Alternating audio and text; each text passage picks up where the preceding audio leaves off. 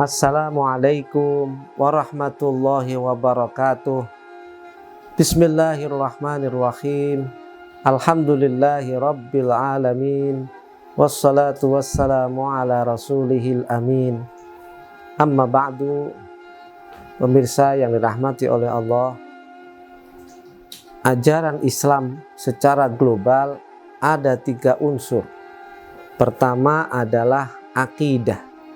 Ini kaitannya dengan tauhid, mengesahkan Allah, la ilaha illallah. Yang kedua adalah syariah, dan yang ketiga adalah akhlak. Seseorang akan sempurna Islamnya kalau 3 unsur ini mampu dijalankan dengan baik.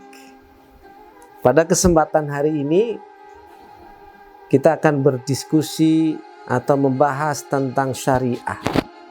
Syariah itu ada ibadah mahdhah, ada ghairu mahdhah. Yang sering kita kenal syariah itu adalah rukun Islam. Ada syahadat, ada salat, ada puasa, ada zakat, ada haji. Saudara-saudaraku, kalau kita melihat fenomena saat ini di televisi, di radio, di YouTube, bahkan di media-media tulis, banyak ustadz-ustadz menyampaikan hal ini, yaitu kaitannya syariah ibadah. Ada syariah itu yang tidak atau yang membahas tentang muamalat. Yang ibadah ini sudah dibahas sampai detail, sedetail-detailnya. Sampai khilafiyahnya dibahas. Ada bagaimana naruh tangan, takbirnya bagaimana, atahiyatnya, duduknya, semuanya detail. Tapi saudara-saudaraku, saat ini kenyataannya justru bidang yang muamalat. Nah, muamalat itu hubungan orang dengan orang, yang dimana muamalat ini mencakup misalnya tentang politik. Itu Islam ada ajarannya. Kemudian tentang hukum-hukum, baik perdata maupun pidana, ada jurusannya.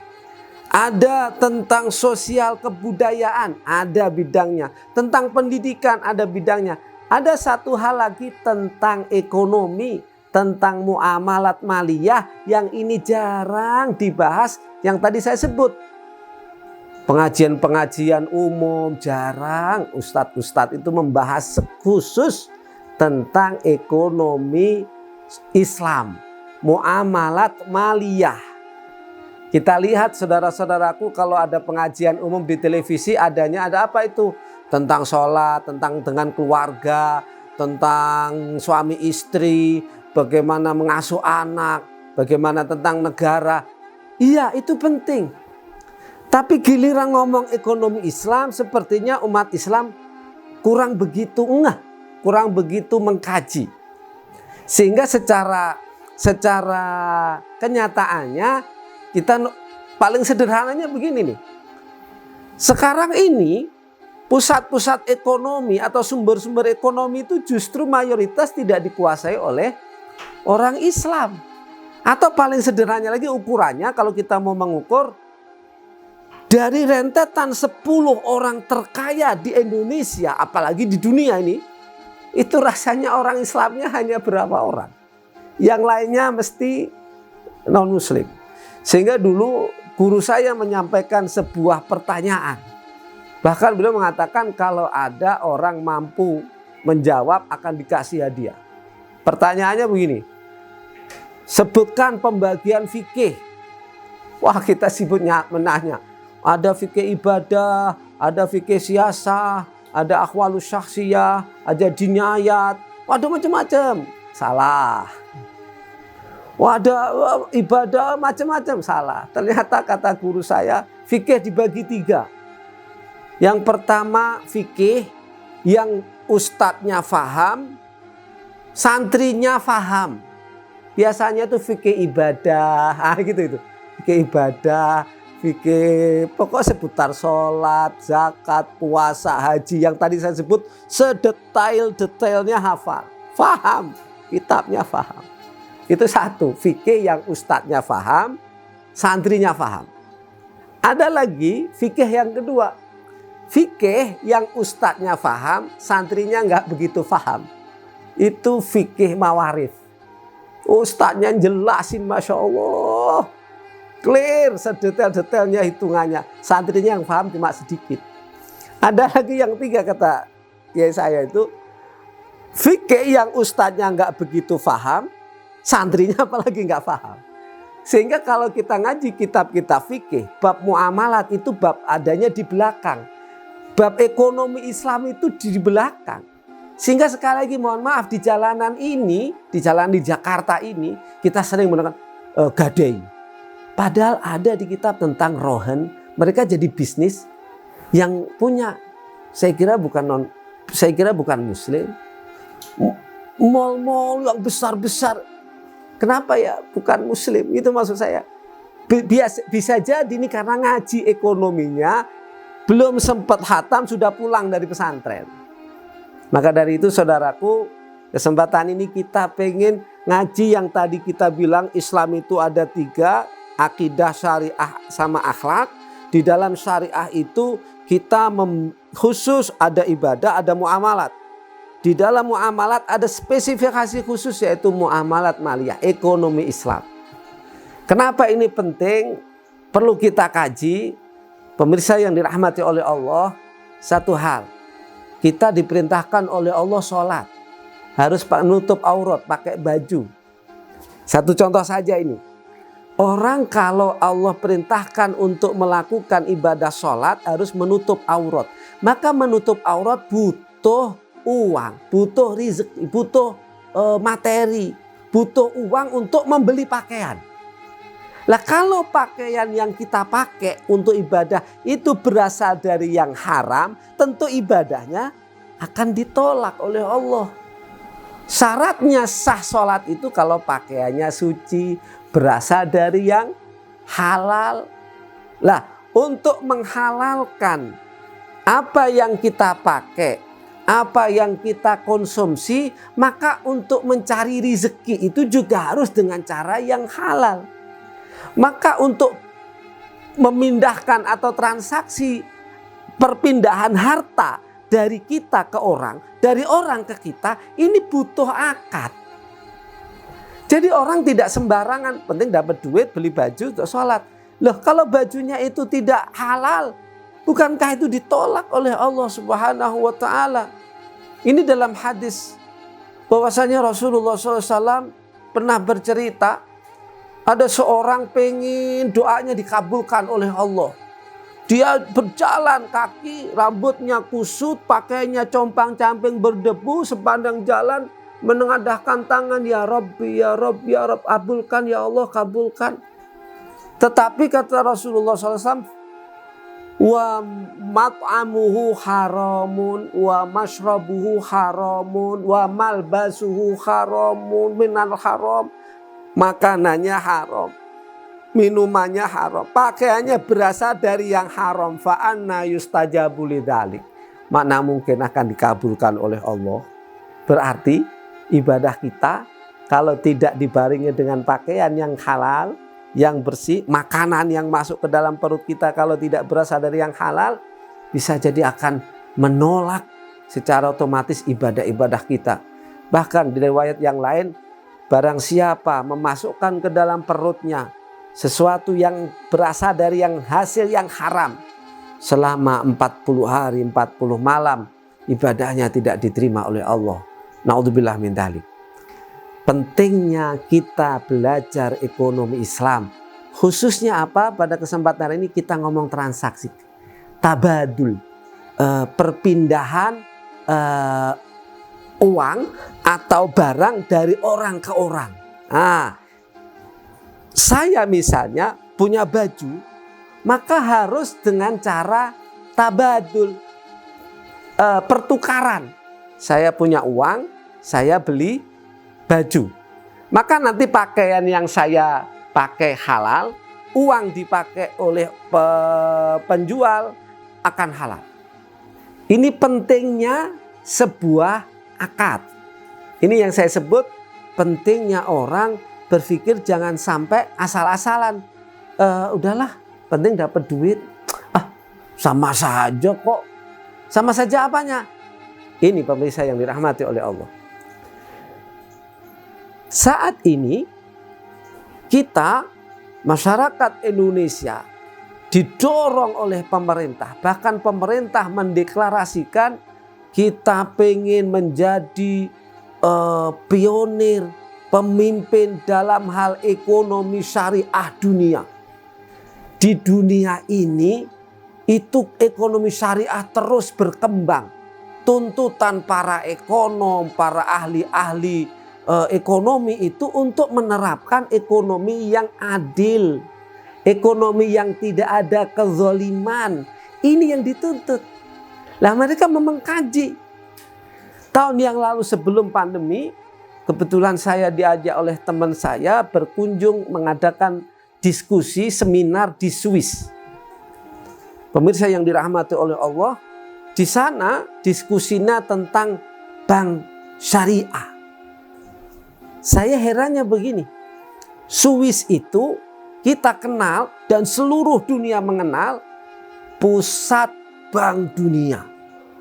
Orang-orang di seluruh dunia ini kalau mau meniru, belajar tentang sebuah bank yang sangat dikagumin di Swiss. Bahasanya begini, bahasa kasarnya. Orang kaya, bahkan penjahat sekalipun, itu kalau mau nitipin uang di bank, dia lebih percaya di bank Swiss. Padahal bank Swiss ini kita kenal yang membuat peraturan bank dunia yang tidak berdasarkan syariah itu di bank Swiss ini. Tapi ketika seminar pada tahun yang lalu itu, saudaraku, saya agak kaget. Ketika dalam sebuah seminar ada seorang bankir yang senior, udah tua, rambutnya udah putih, udah tua. Dia saya lihat seorang ahli perbankan. Beliau itu justru mengutip pendapat ulama-ulama Timur Tengah ketika menyampaikan kontrak-kontrak di bank syariah. Loh, Swiss yang bank dipercaya dunia manapun itu sekarang sudah bahkan beberapa tahun yang lalu itu mengkaji tentang bank syariah yang notabene-nya adalah muamalat maliyah di Islam. Mereka juga mengatakan kalau sistemnya model bank seperti sekarang ini, bank konvensional seperti ini, itu akan menimbulkan ekonomi yang semu. Ini yang menarik. Saudara-saudaraku yang dirahmati oleh Allah. Apa menariknya? Saya kasih satu contoh dengan kesempatan yang terbatas ini. Mereka, para ahli-ahli bank itu merasa kalau di bank konvensional yang pada pokok akad, pokok transaksinya adalah kredit, pokok akadnya adalah hutang, pasti akan menimbulkan bubble ekonomi, menimbulkan ekonomi semu, kelihatannya besar tapi tengahnya kosong. Justru mereka menganggap Islam itu menawarkan sebuah teori-teori muamalat maliyah, akad-akad yang bisa diterapkan di perbankan yang nanti justru akan menimbulkan keadilan bagi semua pihak. Pihak perbankan ataupun pihak nasabah. Salah satu contoh saudara-saudaraku yang dirahmati oleh Allah adalah akad yang banyak digunakan di bank syariah. Akad apa itu? Akad murabahah. Yang ini saya ingin pada kesempatan terbatas ini kita bedakan sedikit. Misalnya begini. Kita orang kampung. Kita masyarakat biasa, nasabah. Kita pengen punya motor. Pengen punya mobil.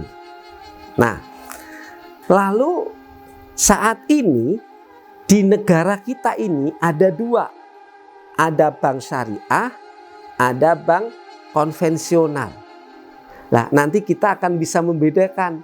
Kalau ada orang bicara, sama saja kok bank syariah sama bank konvensional. Nah, ngaji sekarang. Ini bedanya. Begini, tadi saya kasih contoh. Kalau kita butuh motor, perlu mobil. Lalu kita nggak punya uang atau kita hanya punya uang DP. Misalnya harga motor sekarang 20 juta.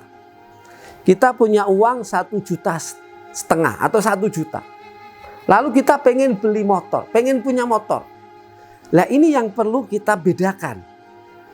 Ada beda yang sangat-sangat jelas kalau kita datang ke bank konvensional atau lembaga keuangan konvensional dengan kalau kita datang ke lembaga keuangan syariah atau bank syariah.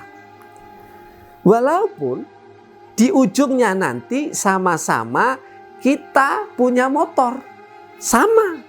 Tetapi akadnya, nah ini yang saya bilang tabadul, perpindahan motor atau barang ke kita ini harus sah secara akad.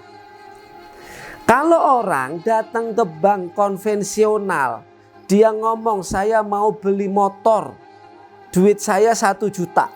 Oh gitu ya, duitnya 1 juta. Kalau datangnya ke bank konvensional, saudara-saudaraku, maka akad kontrak yang dilakukan antara orang ini dengan bank konvensional adalah akad utang piutang, akad kredit. Artinya apa? Bank akan menghutangin orang ini. Betul, bank akan nanya, kamu hutang untuk apa? Kamu apa? Mau beli motor? Baik, saya utangin. Hutang. Jadi dari awal akadnya sih hutang. Kalau di masyarakat kita ngomongnya minjem. Minjem dengan hutang beda.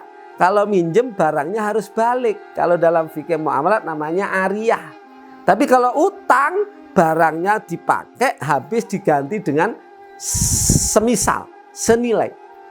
Itu utang. Tapi kita kan udah umum ngomongnya ke bank juga minjem padahal utang. Nah, kalau bank konven. Saya ulang. Bank akan bilang saya hutangin, misalnya beli motor, motornya harganya 20 juta. Kita punya uang 1 juta. Maka bank akan ngutangin kita 19 juta.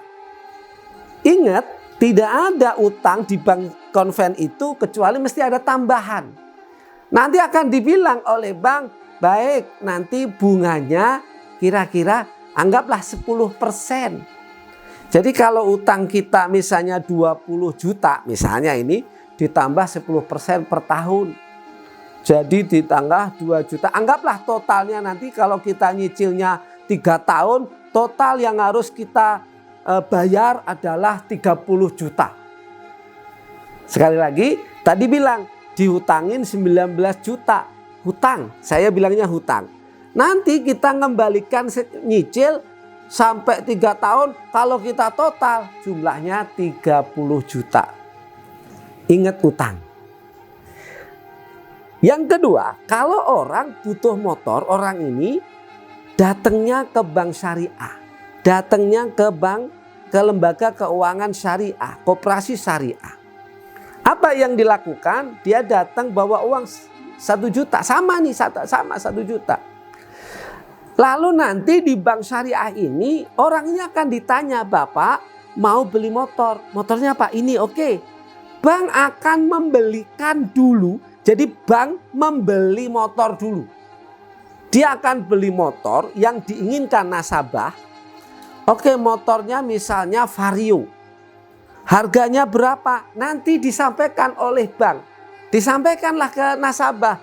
Pak, saya udah beli motor baru. Harganya sih Pak 20 juta. Bapak beli ke saya, Bapak bayarnya nyicil. Kalau Bapak bayarnya 3 tahun, maka saya jual ke Bapak 30 juta.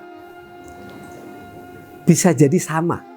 Tetapi perhatikan saudara-saudaraku pemirsa yang dirahmati oleh Allah, ada perbedaan. Kalau yang di syariah, nasabah ini beli motor dari bank. Tapi kalau yang di konvensional, utang uang kemudian dapat uang beli motor dari dealer. Beda. Di sini akadnya hutang, di sini akadnya jual beli. Begitu. Sehingga kalau ini utang berlaku kaidah kullu qardin jarra manfaatan fahuwa riba. Kalau ada hutang piutang kok ada tambahannya, maka tambahannya riba. Kalau di sini ada tambahannya karena ada transaksi jual beli. Ini saudara-saudaraku yang disebut di dalam Al-Quran ketika orang-orang kafir Quraisy, orang-orang jahiliyah itu mengatakan innamal bai'u mithlur riba. Jual beli itu mirip riba kok sama. Ini buktinya sama. Saya nyicilnya sama 30 juta. Di sini saya nyicil tuh 30 juta. Di sini ada kelebihannya untuk bank, di sini juga ada kelebihannya. Ini ngomong orang musyrik ketika itu temannya mirip. Sama saja jual beli sama riba. Tapi Allah menjawab wa ahallallahu al-bai'a wa harramar riba. Allah menghalalkan jual beli, mengharamkan riba. Yang di sini jual belinya halal, yang di sini ribanya haram. Karena apa? Akadnya hutang. Di sini akadnya apa? Jual beli. Sama saudaraku, kalau kita pengen punya rumah, pengen punya pakaian, pengen punya motor, lihat akadnya. Kalau akadnya kita dengan pihak itu tidak sesuai dengan kaedah-kaedah prinsip syariah, ya tidak akan membawa keberkahan. Tidak sah akad itu. Wah, ada orang bilang, oh sama saja, beda akad saja. Sekali lagi, tadi cuma beda akad antara utang sama jual beli. Allah mengatakan wa ahallallahu al-bai'a wa harramar riba. Maka jangan disepelekan tentang akad. Saudara-saudaraku, kalau kita tidak mau membedakan akad, saya kasih ilustrasi sebagai penutup kajian hari ini. Ada orang menikah dengan rukun dan syarat yang lengkap. Ada orang kumpul kebo, sama-sama nanti kumpul, punya anak sama punya anak, tetapi hukumnya berbeda. Yang ini sah, yang ini haram. Cuma bedanya apa? Akad. Di sini enggak akad, di sini akad.